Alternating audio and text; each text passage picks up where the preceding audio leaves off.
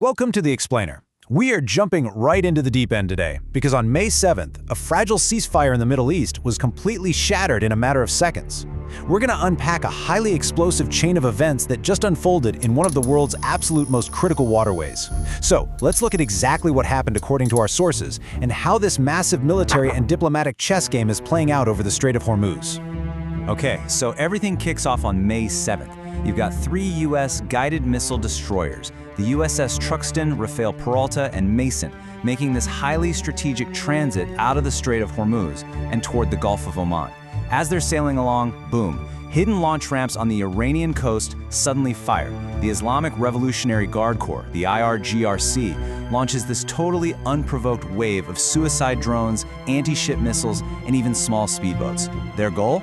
To completely swarm these billion-dollar U.S. warships. But the U.S. defense systems lock on and instantly neutralize the threat. We're talking zero damage to the U.S. ships, none. And immediately after that, the order for retaliatory strikes is given. So, Section 1, the clash in Hormuz. Let's dive into this, because this initial encounter perfectly illustrates 2 completely different approaches to naval warfare colliding in real time. Notice the stark contrast in military strategy here. On one side, we have Iran's asymmetric tactics. Think of it like a literal swarm. Cheap, deadly suicide drones, rapid speedboats, and hidden coastal launch ramps, all designed to create total chaos. Then, on the other side, you've got U.S. conventional power. We're talking state-of-the-art guided missile destroyers using close-in weapon systems, standard missiles, and MH-60 Seahawk helicopters just picking off threats from the air. The source highlights that the U.S. high-tech defensive screen was flawless. I mean, the Iranian threats were instantly eliminated in the air and on the sea without a single scratch on the U.S. vessels. But listen, the physical clash was only the beginning. That skirmish was immediately followed by some intense diplomatic pressure from the White House. Just look at this quote from then-President Donald Trump, capturing the stark warning issued right after the attack. Just like we knocked them out again today, we'll knock them out a lot harder and a lot more violently in the future if they don't get their deals signed fast. Our source notes this uncompromising language was a really calculated effort. The goal was to collapse the other side's asymmetrical warfare capability and signal, very clearly, that diplomacy was running out of time. Moving on to Section 2, unprecedented retaliatory strikes. Let's see how this builds into a massive military response. Because as darkness fell that very same evening, the U.S. Central Command unleashed a massive retaliatory strike. The sheer scale of this operation is honestly fascinating. The U.S. used absolutely zero ground forces here. Instead, they relied on this massive logistical network up in the sky. You had stratotankers from Al Dhafra Air Base basically creating a continuous fuel bridge, allowing jets to loiter for hours on end. Meanwhile, the USS George H.W. Bush and Abraham Lincoln aircraft carriers launched their squadrons. You've got Growler jets handling the electronic warfare, and F-35s alongside Super Hornets executing precision strikes with long-range missiles. It's like a perfectly choreographed dance in the sky. Now, the really crucial point here is just how incredibly effective that electronic warfare actually was. Before a single bomb was even dropped on a target, those Growler jets went to work. According to the open-source intelligence cited in our source material, Iranian radars were completely jammed. Their air defense systems saw and, I quote, only white noise on their screens. Literally just static. This total blinding of Iran's early warning systems perfectly set the stage for the unimpeded destruction of key command centers. Which brings us to Section 3, dismantling the defense strategy.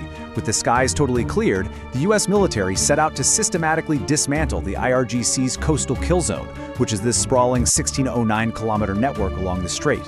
The strike unfolded in 3 critical steps, all targeted with precision-guided munitions. Step 1. Bandar Abbas. This is the absolute heart of the Revolutionary Guard's naval operations. U.S. missiles basically turned their logistical depots, hidden silos, and coastal launch ramps to ashes. Then, Step 2. Qeshm Island. Now this isn't just a regular island, it's a massive underground missile city.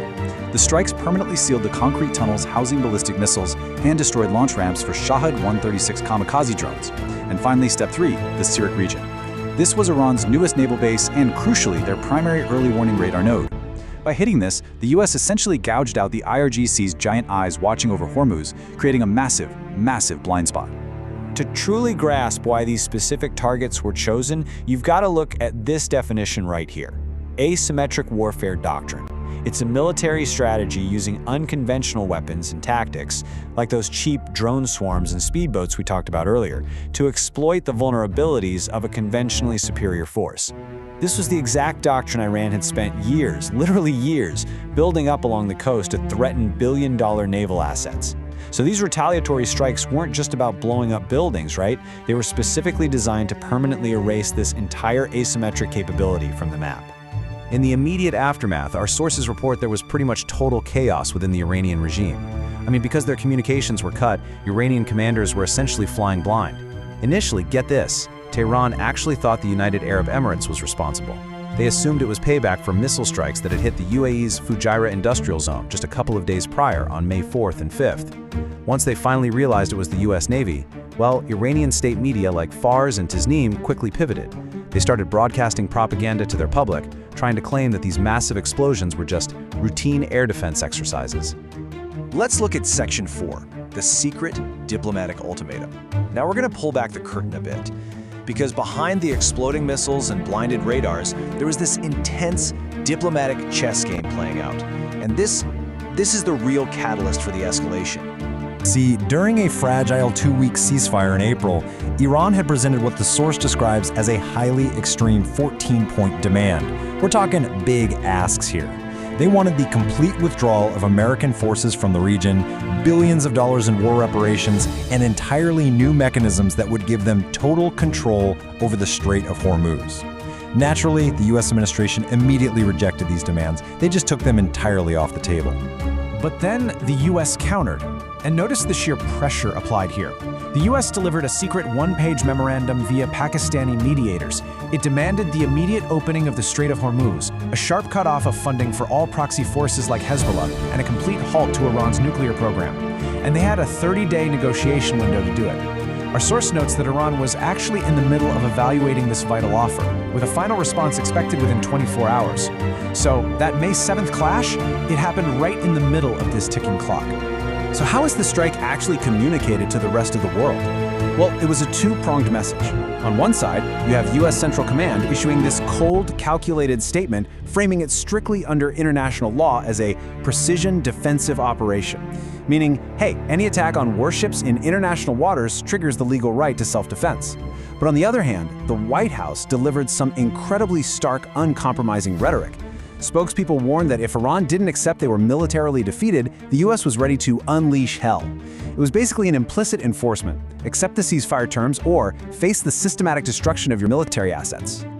All right, Section 5, Global Energy Security Risks. Let's zoom out to the macro level for a second. Why does this specific stretch of water matter so much to the rest of the world? Well, it all comes down to this massive number right here, 20%. A staggering 20% of the entire world's petroleum trade passes through the highly vulnerable Strait of Hormuz. Think about that. So when warships and suicide drones are exchanging fire in these waters, it's not just some localized regional skirmish, it is a very direct threat to the absolute heartbeat of global energy. And the ripple effects? They are truly global. For commercial tankers just trying to navigate the strait, their insurance premiums have absolutely skyrocketed. Over in the United Nations, you've got new sanction drafts led by America and Bahrain circulating rapidly.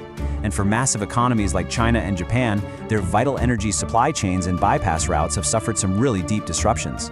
The fate of global logistics is, essentially, locked to this single maritime choke point. Which brings us to the ultimate question that our source leaves us with today. With their asymmetric defense chain officially collapsed by these long-range precision strikes, Iran's cards at the ceasefire table seem to have completely burned up. So, will the Iranian leadership bow to this final warning and sit down at the negotiating table, or will the Revolutionary Guard continue dragging the country toward a total destruction scenario where they completely lose the Strait of Hormuz?